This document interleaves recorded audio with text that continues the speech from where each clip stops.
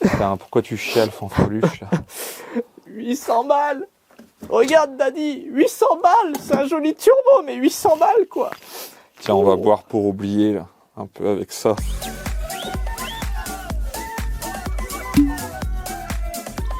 Tu veux essuyer tes larmes avec les trucs pour enlever la graisse? Le big wipe. Oh, le bruit était nul. Eh, mais c'était de la dégustation, mec. Ça me rappelle la potion du grand-père. Alors, on est aveugle, la potion du grand-père. C'est du bobsleigh dans ma gorge. Je vois que t'as déjà... Une fois de plus, je remercie Autodog de sponsoriser le projet. Autodog, c'est tout simplement la plus grosse boutique en ligne de pièces automobiles. Ils m'ont envoyé tout ce que j'aurais besoin pour la suite, notamment une nouvelle poulie damper. L'ancienne, elle a 30 ans, elle va rien damper du tout. Et le problème, si je dampe pas le Vilo, c'est que ça va exploser ma pompe à huile. Ces moteurs, ils explosent les pompes à huile, c'est un des gros problèmes. Ils m'ont envoyé aussi de la Gates 30R10. C'est l'une des seules durites du commerce qui tient l'éthanol en immergé. Là, c'est les photos de tous les gens qui ont fait exploser leur durite d'essence dans le réservoir. Et celle-là, eh ben, elle tient en immergé et Dieu sait que c'est dur à trouver.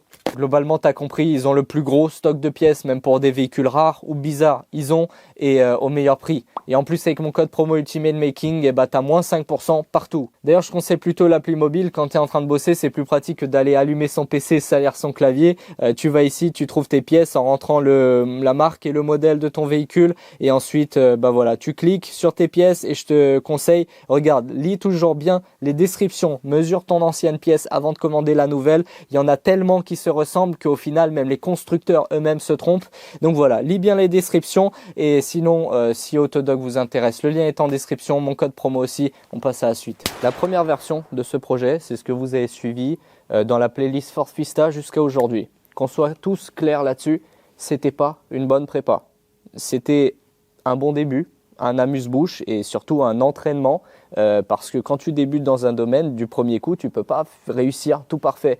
Et non, j'ai pas tout réussi, j'ai fait plein de conneries.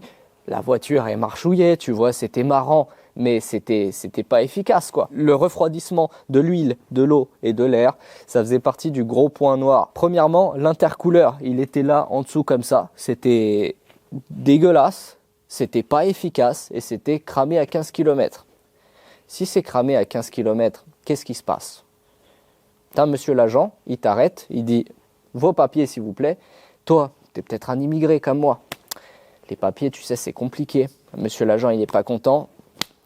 Et c'est comme ça qu'on finit avec des matraques dans le cul. » J'ai fouillé un peu tout Internet pour trouver les bons modèles de ce qu'il me faut. Et je suis tombé sur un truc, tu vois, coudé comme ça à 90. Ça coûtait rien du tout. Je l'ai pris à, 15 € en Pologne.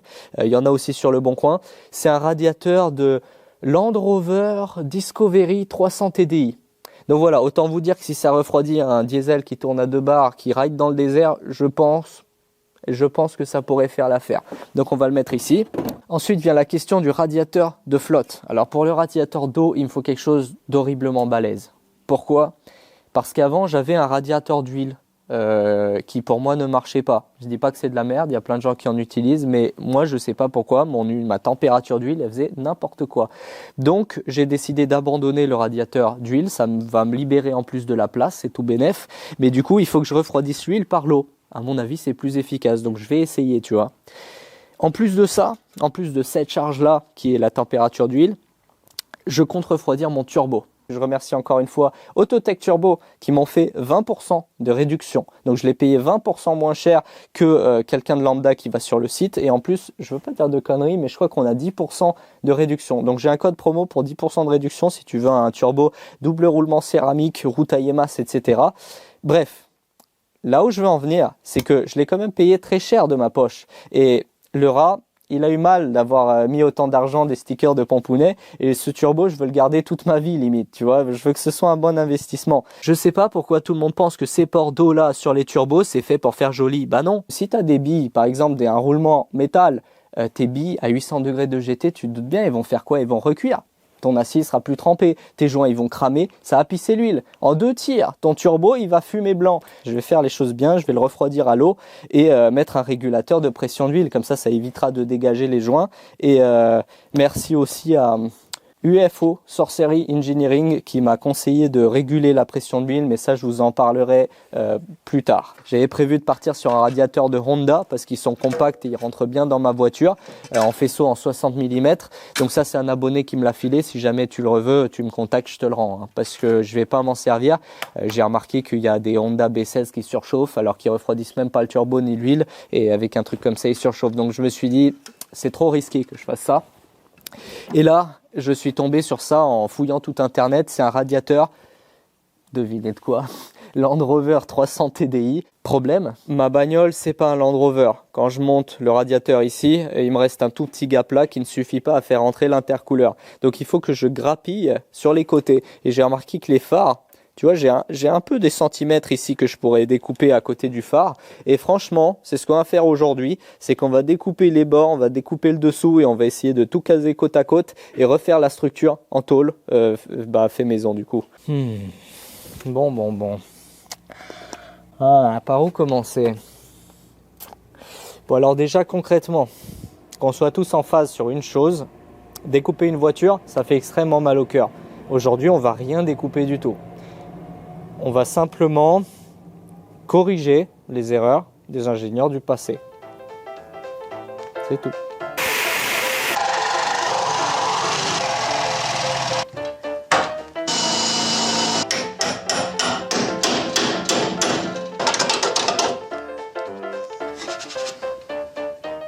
Voilà, donc j'ai nettoyé tout l'avant, j'ai essayé de faire ça propre en dépointant point par point. C'était extrêmement chiant, j'ai jamais dépointé de ma vie, mais du coup ouais, c'est pas très agréable à faire, mais au moins je me retrouve avec des belles surfaces totalement exploitables. Si j'avais coupé comme un con, ça aurait été la galère. Là au moins je peux souder des plaques, des grosses plaques épaisses que je pourrais tarauder, percer, mettre des vis. J'aurai une barre ici en bas, je la dévisse, je la sors, et le moteur, soit facile en fait, juste à le sortir par devant sans aucune complication. Étape suivante, donc on va faire la barre qui est là en dessous. Pour ça j'ai choisi quelque chose de plus solide et de plus adapté à la forme des radiateurs.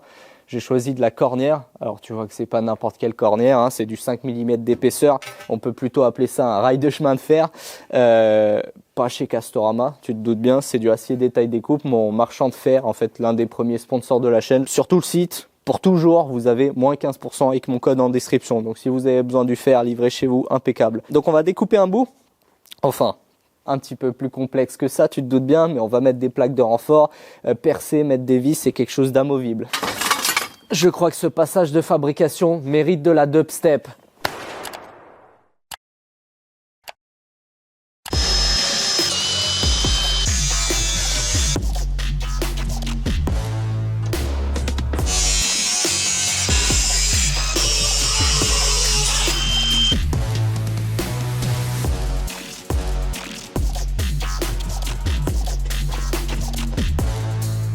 Oh, nice.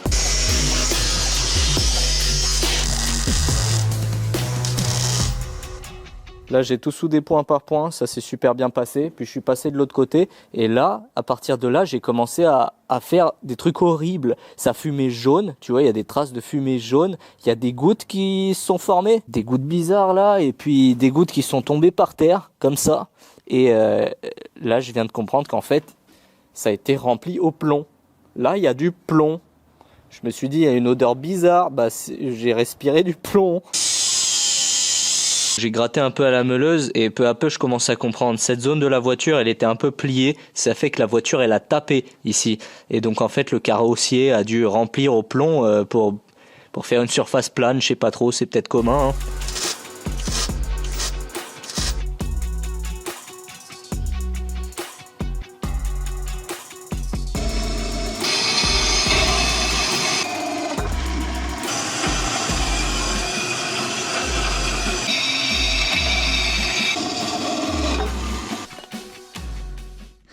Merci Monsieur Rob, merci du fond du cœur.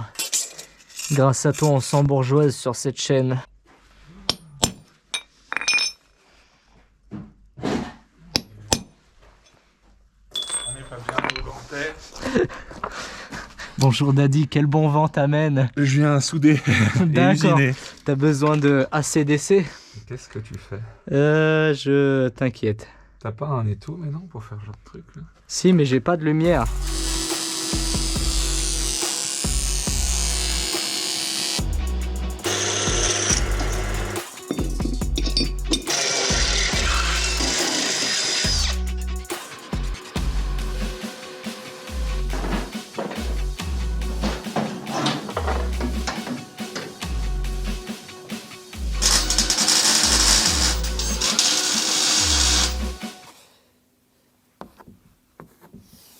Embrayage.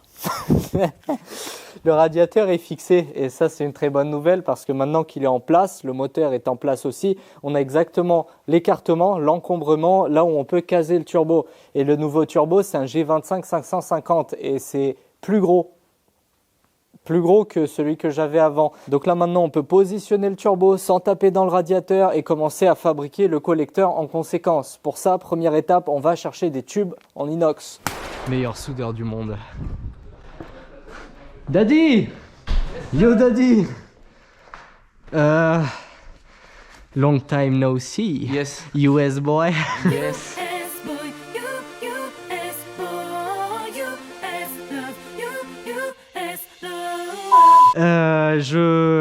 Coude, tube, soudé, collecteur. Cher ou pas cher? Pas cher. Ok. Où? Donne. Tout près ici.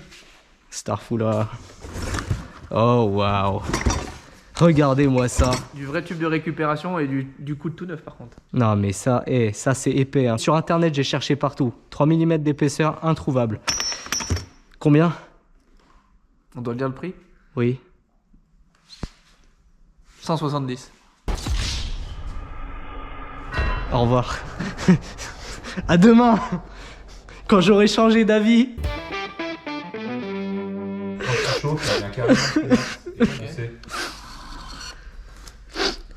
Merci Daddy.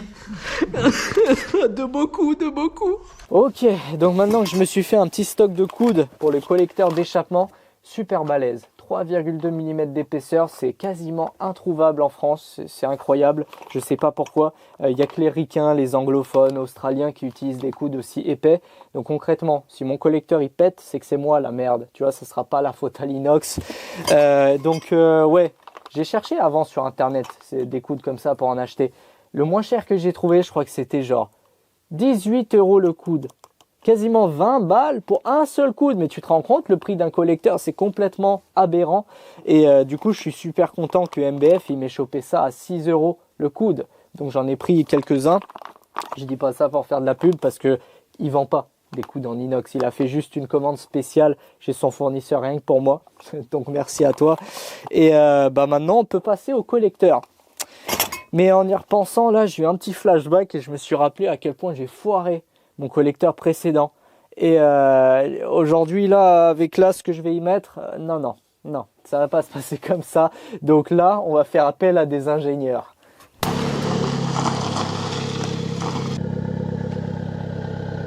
Oh mon dieu, c'est si beau de l'autre côté.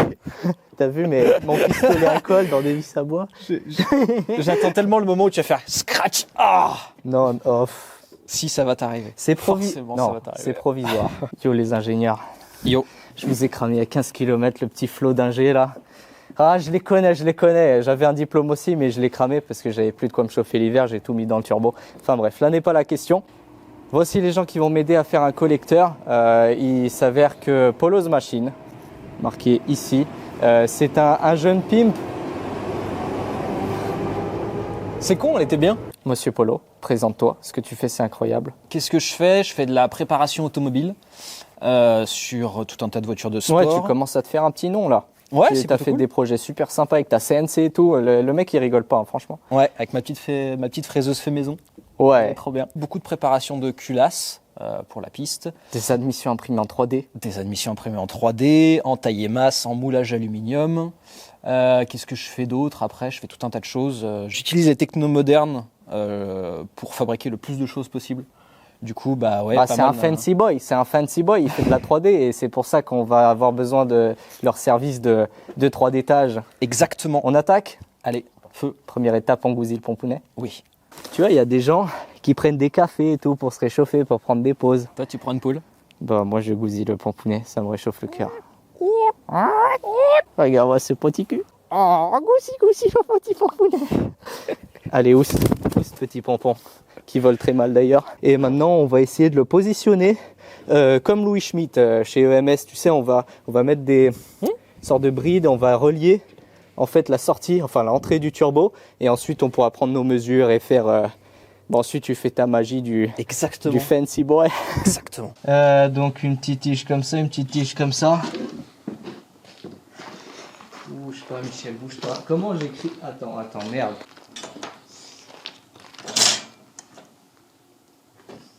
Bon bah tant pis, j'en ai suicidé un. Ok, et le deuxième, je crois que c'était à peu près comme ça. Allez, c'est parti.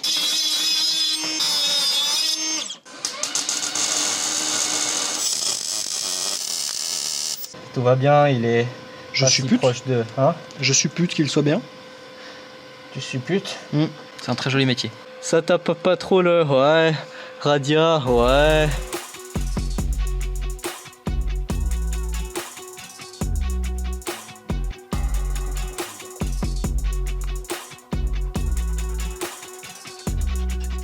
Pendant que les hommes de culture sont en train de solid worker très fort, moi je vais m'occuper du 4 en 1. Comme ça je le fais, je leur donne et ils le modélisent. Exactement. Alors pour faire le 4 en 1, bah c'est technique. Et vu que la dernière fois que j'ai tenté de faire un collecteur maison, j'ai complètement chié le froc, j'ai fait n'importe quoi.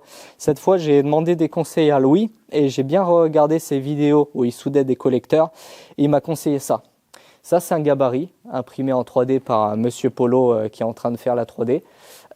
Donc ça, en fait, ça te permet de mettre ton tube d'inox dedans et tu as déjà l'angle de découpe exact pour faire ton 4 en 1. Voilà, donc on va utiliser ça. Et pour l'inox, il faut que j'en parle, c'est hyper important. Tu vois l'épaisseur du coude? C'est extrêmement fat. Les Américains, ils font des échappements avec ça. En France, c'est très très dur à trouver parce qu'en France, on vend que de l'inox tout fin de 1 voire 2 mm. Et donc on met ça dedans et on découpe.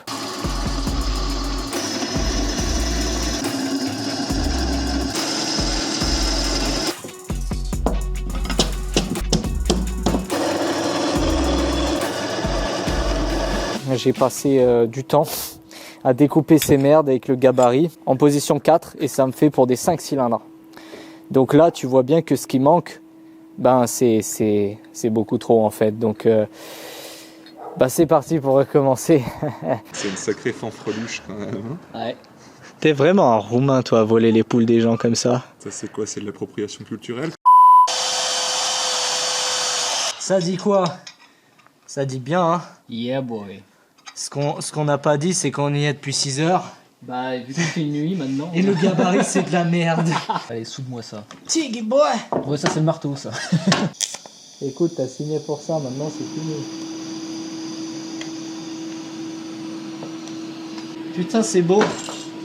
C'est mieux que chez Swapland. Ouais. Toi qui voulais en acheter un? Non, c'est à peu près équilibré. Ouais. À 2 pieds près. À 2 pieds près, le mec. Oh. Shine. Ah! Ça brûle! Bon, il est tard. On y a passé la journée et je crois que on n'est pas prêt de finir aujourd'hui. Hein. Oh bah là, pour le plan, hein, je pense que je vais pas le finir ce soir. Hein, ça, c'est sûr. J'ai fini à peu près la mise en place, mais là, il faut que je fasse les quad lens. Donc, 18h23, c'est une fin de journée. Hein. Parce qu'au final, ça aussi, c'est une étape dure, passer du modèle virtuel au réel. Parce qu'au final, tu as des incertitudes partout entre la déformation des coudes et tout ça. J'ai pas envie d'en parler, je pense que je vais en chier, mais je vais en chier plus tard. Ouais, c'est pour ça que je ne fais que de la 3D. Tu mens. Ça, c'est ton collecteur. Ouais. Et franchement, il est pas dégueu. Et je te remercie pour ton travail. Et bah de rien. Tu veux des trucs tombés du camion? Ah oui. De l'huile. J'ai de 15,50, 5,40, 75,80. J'ai de la 10,40. Tu veux de laquelle? 10,40. Fabuleux. Fabulous. Yeah. Tiens, Daddy Pimper de la 3D. Oh nice.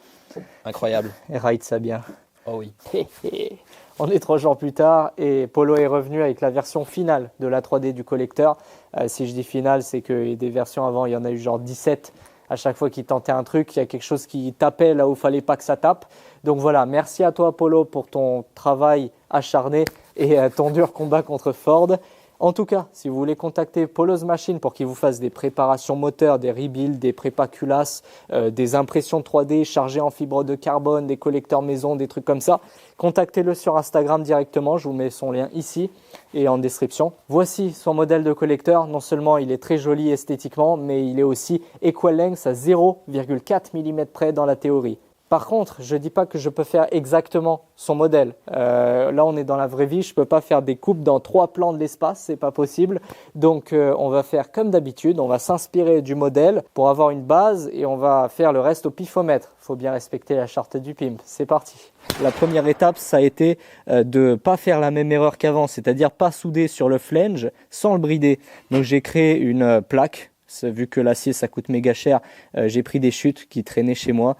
Donc voilà, du gros acier comme ça. Ça a un peu vrillé et tout. Je l'ai redressé à la presse hydraulique.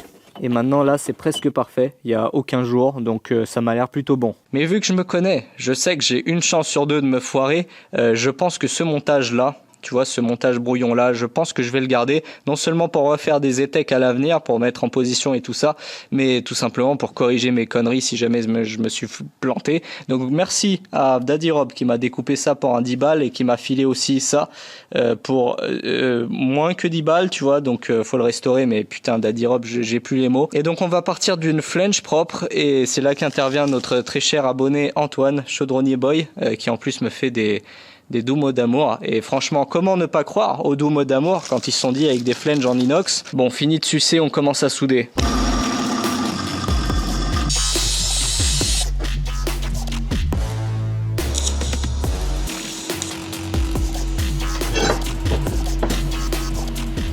Donc Louis Schmitt, il m'a conseillé de commencer par le plus long. Donc j'ai commencé par le plus long et j'ai mis face à face les 2 coudes. Et maintenant, il va falloir les relier. Sauf que comme tu peux le voir, c'est pas un tube droit qu'il faut. Il y a des petits angles de pute dans ce sens et dans ce sens. Donc c'est ultra chiant. On peut pas faire ça.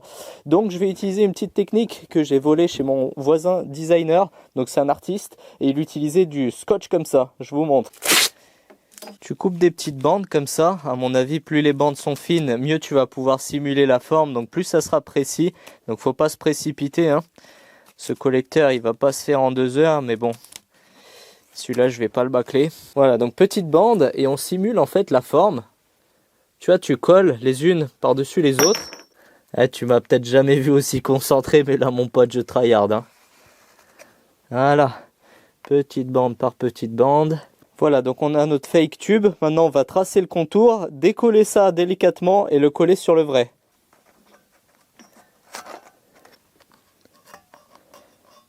Maintenant, on l'ouvre.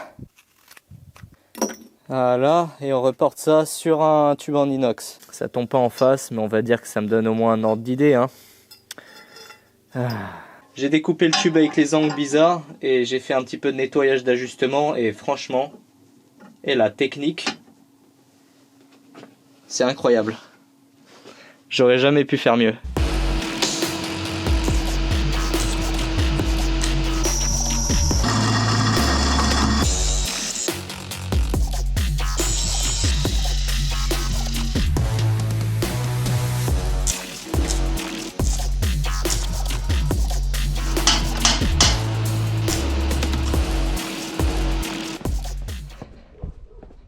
Gousi, gousi, gousi. Miam, miam. Le petit frère. Miam, miam, miam. Ah là là, vous avez vraiment pas de race.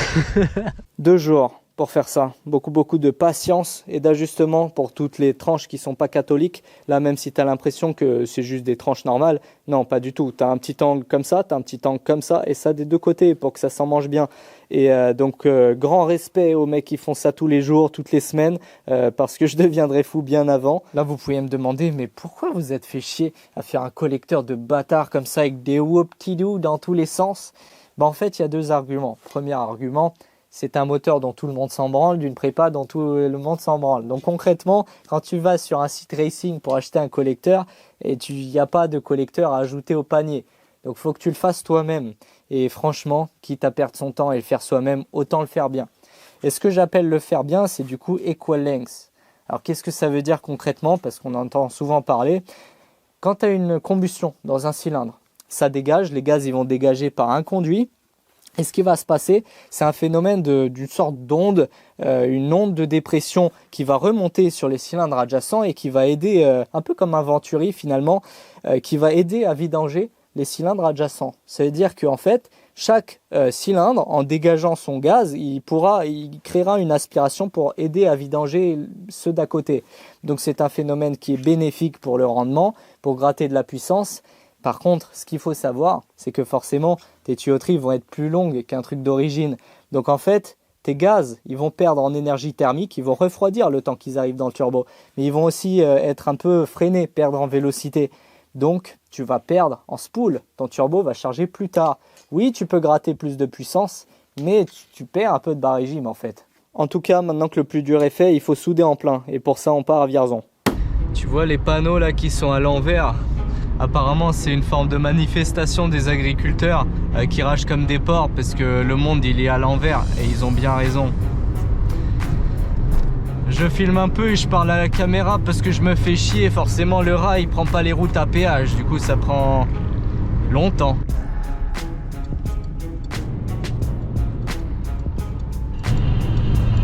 Oh yeah, System Weld.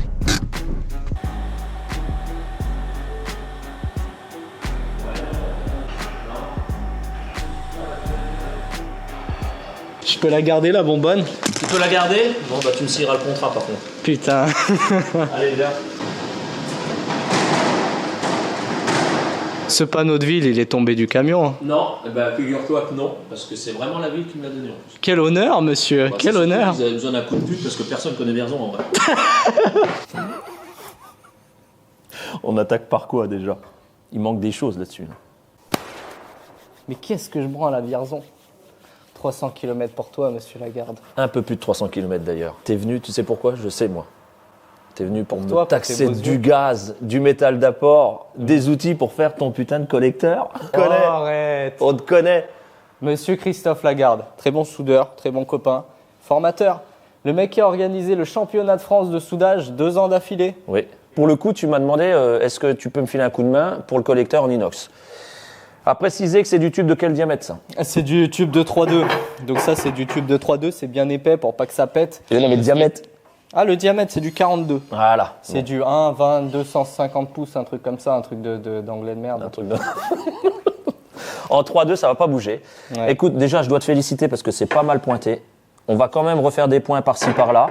Le but, c'est que ça ne bouge pas une fois terminé. Il faut surtout, alors il y a plein de choses à savoir, mais ce qui est le plus fondamental, c'est de protéger l'intérieur du tube quand tu soudes. Donc tu fais rentrer du gaz à l'intérieur, tu le fais sortir évidemment, de façon à ce que ça puisse enlever l'oxydation. Tube par tube, pour En pas clair, rocher. si tu soudes de l'inox sans le protéger correctement, ça roche, c'est du jargon, et ça roche, ça veut dire que ça s'oxyde, et à terme, ça finira par percer. L'inox, tu vas le transformer en acier. D'accord. Le chrome et le nickel qu'il y a en grande quantité dans de l'inox, comme celui-ci, tu le crames sous l'effet en verre, en 2 mots. Et si tu laisses comme ça, c'est pas tout de suite, mais dans quelques années, ça va percer. Ouais. Concrètement, c'est toi qui gères. Sur ta chaîne, tu mets la partie technique. Tu mets la partie, c'est tout un métier. Donc c'est ton métier, tu t'en occupes. Sur ma chaîne, on met un petit gangsta beat et on soude. On soude fort. Soude fort. Donc là, tu vas régler évidemment ton. Il est en train de rigoler. Je suis venu là pour faire un collecteur et je finis juste par bander sur un casque qui est tactile, genre. Non mais regarde cette insolence. Regarde ce genre de poste. Ok. Non, juste un. Merci. Il en faut un plus gros pour l'entrée et un plus petit pour la sortie. Pourquoi on a percé d'un côté comme de l'autre? Uniquement pour passer du gaz à l'intérieur, comme je te disais tout à l'heure. Principalement argon, tu peux le faire avec de l'azote. Ouais. Mais je ok, préfère c'est l'argon. moins cher. L'azote, il est moins cher, mais il n'a pas Il n'a pas les mêmes caractéristiques, ça refroidit pas de la même manière. Je préfère D'accord. largement Ah putain, l'argent. je pensais pas. Thermiquement, ça joue. Oui, et il faut savoir que dans l'alimentaire ou comme dans d'autres domaines d'application, l'azote, il est interdit. Ok. En clair, tu fais une tuyauterie alimentaire, pas d'azote. D'accord. On va déjà protéger toutes les parties qui sont bien pointées. Et il n'y en a pas beaucoup en fait. Il y en a pas beaucoup. Tout de suite, ça taille. Là, ici, tu vois, on va y mettre un petit bout de scotch alu parce qu'on peut voir que tu as suffisamment de jours pour que le gaz se barre, d'accord. Ouais, Mais clairement. on va laisser des endroits quand même pour pointer parce que ça, c'est pas solide à ça, d'accord. Donc c'est pas maintenu. Pour ça, il faut mon scotch alu. Where is my... Ok. Parfait. Ok, premier point. Perfecto. Donc là, comme on a fait un point... Inox sur acier, c'est pas du tout politiquement correct. Bon, écoute, en vrai, ça marche. Hein. De toute façon, il faut savoir que les plus grosses industries qui fabriquent des éléments nucléaires font souvent un beurrage d'inox sur de l'acier pour mettre des éléments inox par la suite. D'accord. Voilà, parce que les inox ne supportent pas toutes les contraintes mécaniques non plus. Oh, c'est beau.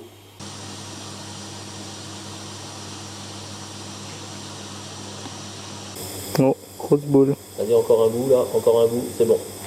Finis tout doucement, refais un coup et remets une goutte pour éviter la fissuration. Vas-y, encore un peu là. Tac. Tout doucement, tu lâches la pédale tout doucement. Perfecto. Non, franchement, c'est bien. Là, c'est Christophe. Il a moins chauffé, on voit que c'est Mais j'ai eu la partie. un peu plus précis. Et moi, j'ai chauffé un peu plus, ouais. Et je m'y suis repris un peu plus de fois. Non, franchement, ça va.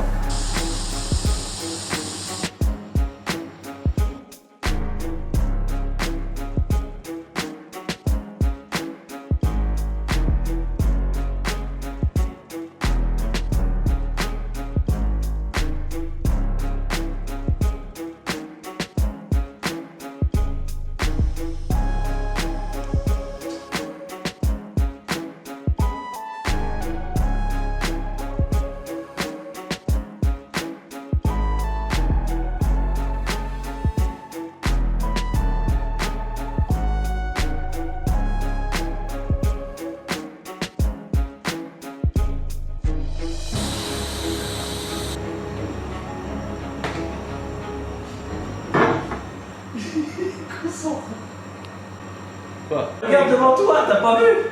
Sur la table. Il y a des points, c'est tellement chiant ici, c'est tellement contorsionniste. Je vais essayer de souder de la main gauche. On va voir ce que ça donne.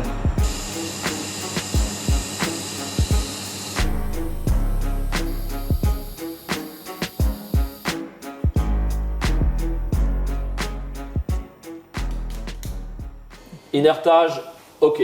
Ouais. Donc là, ce qu'on va faire... Bonbonne, fumée. Fumer, ouais, déjà, une fois celle-là. Bon, ok, c'est le jeu, hein, comme on dit. On débride, enfin on desserre. Ouais. Il faut desserrer évidemment quand c'est froid. Quand c'est froid, évidemment, il ne faut pas que ça soit hyper bouillant. D'accord, sinon ça rewarp. Voilà. Une fois qu'on va faire ça, on va souder l'intérieur de tes tubes là. Ouais, parce que là on a fait les soudures en 90 en extérieur, mais les tubes ils sont emmanchés dedans. Exactement. Comme ça on fait les intérieurs. Je vais en faire un, tu vas faire le reste. Donc tu as fait 90% des soudures, tu t'es pas mal démerdé. On va vérifier évidemment. T'as fait les trucs casse-couilles là, le Oui. 4 oui. Oui, mais les 10% les plus compliqués peut-être. Bon. On va aussi assurer l'étanchéité. On va voir s'il n'y a pas une retassure, s'il n'y a pas un petit point percé. Voilà, ouais. c'est ça. Donc des petits manques de liaison. Et puis à partir de là, après on vérifiera si le boulot est correctement réalisé. Mais en vrai, c'est pas mal déjà. Ouais, c'est pas mal. Allez, on C'est débride un tout ça. bon début. C'est propre, hein. Ouais, c'est clean. En fait, ça c'est un outil abrasif. Pour moi, c'est ce qu'il y a de meilleur. Hein. Ouais. Ok. Donc là, on va la desserrer. La rectification manuelle, on appelle ça. Exactement. C'est à plat, il n'y a pas de. Et tu sais quoi, on va y regarder, mais à mon avis, il n'y a quasiment rien à rajouter. Une fois que ce sera bridé à plat, non, ça va. Il n'y a quasiment rien.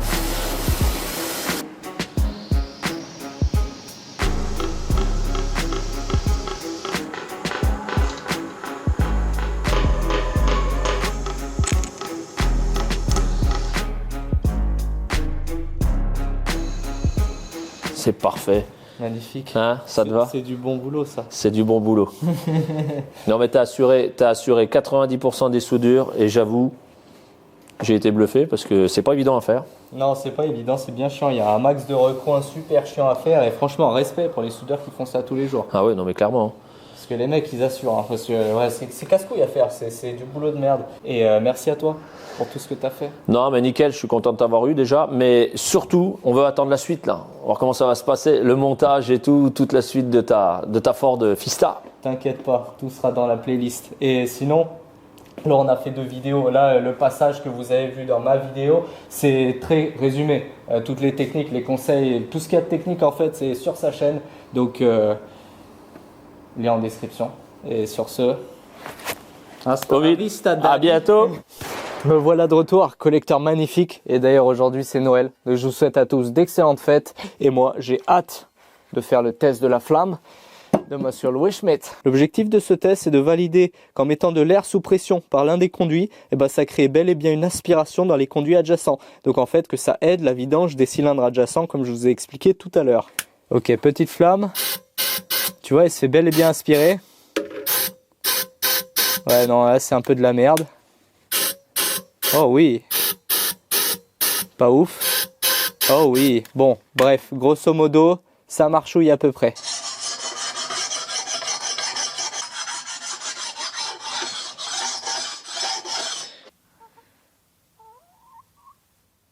Mais oui, gratouille, gratouille le pompounet. Alors déjà, joyeux Noël. Joyeux Noël. Il est où mon cadeau? Je l'ai perdu sur la route. Ouais. Là, tu sais, vu que je suis très bon à copier les stratégies des gens, là, je vais mettre un petit pito là, Venturi Boom Boom pour sucer la lambda, comme tu as fait pour ta Mini. J'en mettrai un là où ça sera le plus pauvre théoriquement, parce que ça sera proche du papillon, et là où ça sera le plus éloigné, pour voir mon différentiel lambda. Moi, tu verras, de toute façon, c'était un extrêmement entre les deux. C'est ça, puis ensuite je linéarise. Ouais, tu vas souder ça. Bah, de toute façon, tu seras obligé de mettre par en dessous, je pense. Du coup, je te michetonne les bungs, la sableuse et le céracote. La totale, quoi. Tu le fais un menu. Package. Ouais, c'est ça. Là, tu vois, j'ai plus les bungs que j'ai utilisés là. Donc, au pire, tu prends ceux-là, là, c'est des raccords. Là, tu coupes autour. Ouais. Donc j'ai soudé ce fameux raccord sur le cylindre 4 et sur le cylindre 1 pour mesurer le différentiel d'AFR. Et comment on va faire ça? Allez voir la vidéo de la Mini, tout est expliqué dedans. Moi, il me reste plus qu'à souder la V-bande, on sable et on céracote et c'est fini.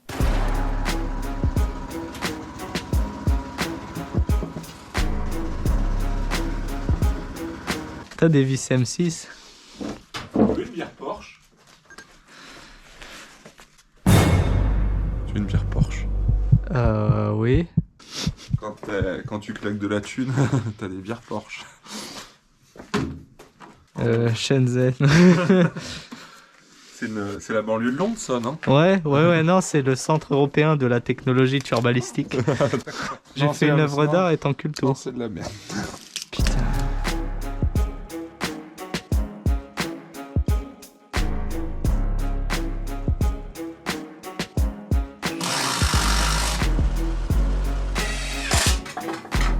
Magnifique.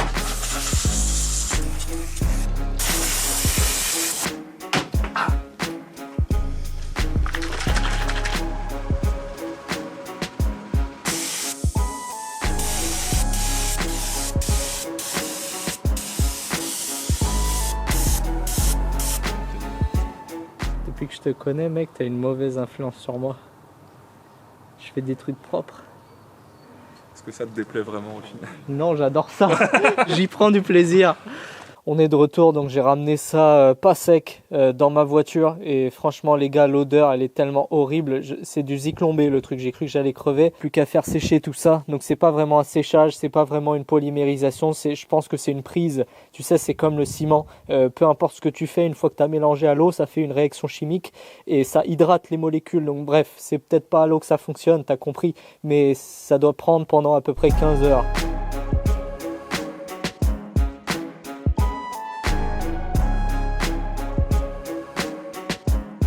C'est vrai que j'ai pas expliqué à quoi sert la couche céramique, la céracote qu'on vient de mettre dessus. Alors je vous ai expliqué au début de vidéo que le fait de faire un collecteur custom comme ça, j'ai systématiquement des conduits qui sont plus longs et qui dissipent plus la température. Mais nous, on veut que la température, elle aille dans le turbo pour optimiser le spool. C'est de l'énergie thermique qu'on ne veut pas perdre. Et donc en fait cette Cerakote, c'est un truc qui tient à extrême température et qui aide à garder la température dans les conduits et dans le turbo et éviter que ça se dissipe de partout stupidement dans ta baie moteur, que ça fasse tout surchauffer, ton huile, ta flotte. Surtout que moi j'ai le problème du radiateur qui passe à quelques centimètres du turbo, parce que là on a entre 600 et 800 degrés qui vont être dans cette zone. En tout cas moi je suis hyper content parce qu'après plusieurs échecs j'arrive enfin à un résultat, un collecteur qui me plaît et que je trouve qu'il est d'une insolence assez légendaire.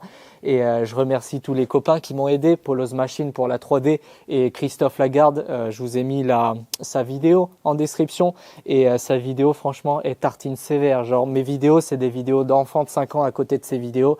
Donc voilà, si vous allez apprendre plein de choses, n'hésitez pas. Je vous ai aussi mis plein de liens et de codes promo vers des sites partenaires. Alors c'est pas vraiment sponsor, je touche rien là-dessus et c'est même pas affilié. J'incite pas à la consommation, pas du tout. C'est juste si vous avez besoin.